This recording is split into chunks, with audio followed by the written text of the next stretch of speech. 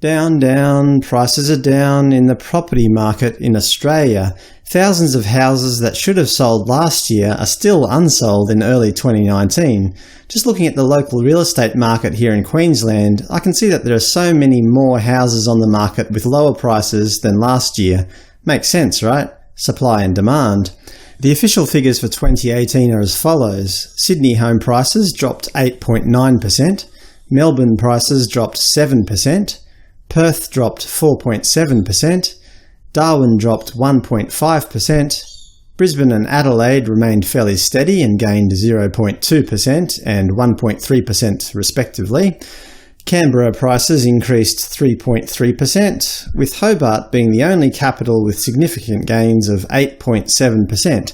As a nation, including regional centres, Australian house prices fell 4.8% in 2018. Hobart and Darwin actually have less homes on the market than they did last year, so that might be a sign that their markets might rise. However, all other capital cities are in a bit of a housing glut. Perth has 6% more houses for sale than this time last year, Brisbane has 8% more, Sydney 22%, Canberra 25%, while Melbourne has a staggering 42% more homes for sale than it did in January 2018. Surely this is a sign. Investors are starting to want out.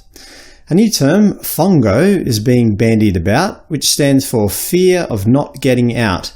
It's the phenomenon where homeowners wishing to sell start to get anxious when they can't. They worry that this time next year, prices will be even lower, so they tend to lower their asking prices to try to get out sooner rather than later. This is the normal consequence of a falling market. The RBA, the Reserve Bank of Australia, are playing it cool, seemingly. On Tuesday, the 5th of February 2019, they kept the cash rate at a record low of 1.5%. RBA Governor Philip Lowe said, "The housing markets in Sydney and Melbourne are going through a period of adjustment after an earlier large run-up in prices." He's certainly not pushing the panic button yet, or at least he doesn't want to seem like he's reaching for it under the table. The Commonwealth Bank, Australia's largest home loan lender, thinks the downturn in property prices will be larger than they first thought. Like other forecasters, they believe that the heaviest falls will be seen in Sydney and Melbourne. They noted that their forecasts had been revised downwards due to the falling sentiment of buyers from an asset price perspective. In other words, buyers don't want to buy property if they think that the market is falling, and that's exactly what markets are based on, people's perceptions. Westpac Bank's Consumer Sentiment Survey from January 2019 also paints a fairly gloomy picture. The results showed that views on the outlook for home prices were the most pessimistic since they started asking the question back in 2009. What happens when buyers think that the market is falling? They hold off buying, hoping for even cheaper prices in the future. The Commonwealth Bank predicted that Sydney property prices will fall by a further 4.7% this year, and predict that Melbourne prices will fall by about 5.9%. A change in government policy could result in a change to taxation rates around housing, which would result in even further falls. The Australian Labor Party's policies on negative gearing and capital gains are examples of this. Regarding negative gearing, property investors can currently claim losses on their investments as tax deductions. Labor wants this concession to be removed from future investments, but only on existing housing. Newly built houses would still enjoy the concession to encourage housing construction. And regarding capital gains, Australians who own property for at least 12 months, then sell it for a profit, are currently entitled to a 50% discount on the tax this profit attracts. Labor wants this reduced to 25% for future investments. Migration intake is also a factor. Higher immigration results in more people looking for houses in a smaller and smaller pool, resulting in higher house prices and rent.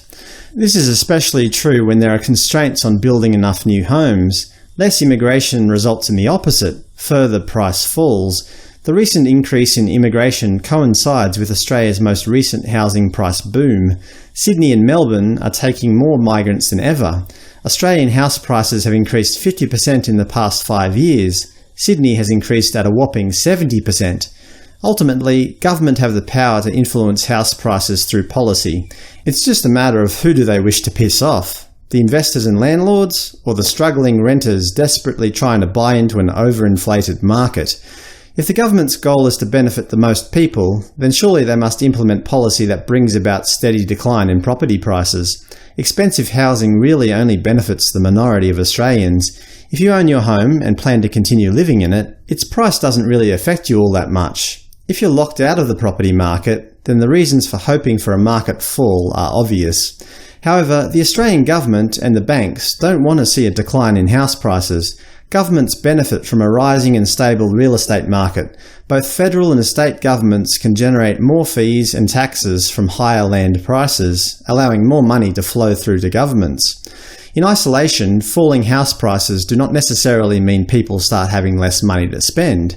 However, falling house prices may be a result of rising mortgage costs. In that case, as house prices go down, people's disposable income decreases, resulting in a slowdown in the economy. As ABC's business editor Ian Verenda wrote, "When the value of your major asset is going backwards, you're less inclined to spend and less likely to be given credit. That, in turn, weakens the domestic economy, which eventually leads to higher unemployment, mortgage defaults, and potentially a banking crisis." Household debt has also become an issue. Higher debt means less disposable income, meaning lower consumption.